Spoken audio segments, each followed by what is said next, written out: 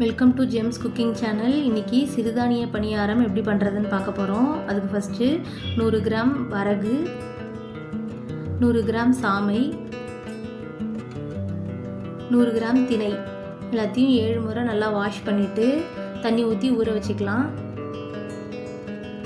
அடுத்து 50 கிராம் வெள்ளை சோளம், அதையும் வாஷ் பண்ணிட்டு ஊற வச்சுக்கலாம்.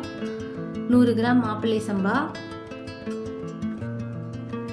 100 கிராம் உளுந்து எல்லாத்தையும் தனித்தனியாக வாஷ் பண்ணிட்டு ஊற வச்சுக்கலாம்.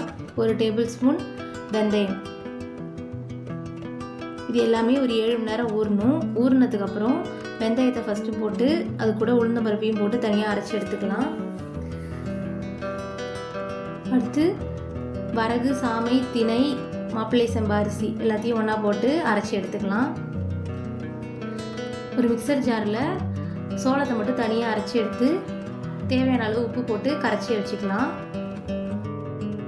சிறுதானிய மாவு ரெடி ஆகிடுச்சு. அடுத்து ஒரு வாணலில் 1 டீஸ்பூன் எண்ணெய், 1/4 டீஸ்பூன் கடுகு, 1 டீஸ்பூன் கடலைப்பருப்பு,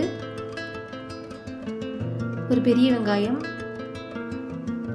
நல்லா வதங்கினதுக்கப்புறம் 2 பச்சை மிளகாய், ஒரு கொத்து கருவேப்பிலை எல்லாத்தையும் போட்டு நல்லா வதக்கிட்டு சிறுதானிய மாவோட நம்ம தாளிச்சிருந்த வெங்காயத்தை எல்லாத்தையும் ஆட் பண்ணி நல்லா கலந்து விட்டுறலாம். ஒரு சின்ன கேரட் எடுத்து நல்லா பொடிசாக கட் பண்ணி சேர்த்துக்கலாம். 2 டேபிள் ஸ்பூன் தேங்காய் துருவல் ஆட் பண்ணி நல்லா கலந்து விட்டுறலாம்.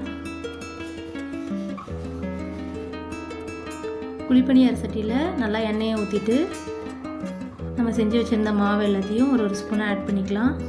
2 பக்கமும் வேக வச்சு எடுத்துக்கலாம். இந்த சிறுதானிய பணியாரத்துக்கு நல்லா காரமாக தக்காளி சட்னி வச்சு சாப்பிட்டா நல்லாயிருக்கும். சுவையான சிறுதானிய பணியாரம் ரெடி ஆயிடுச்சு.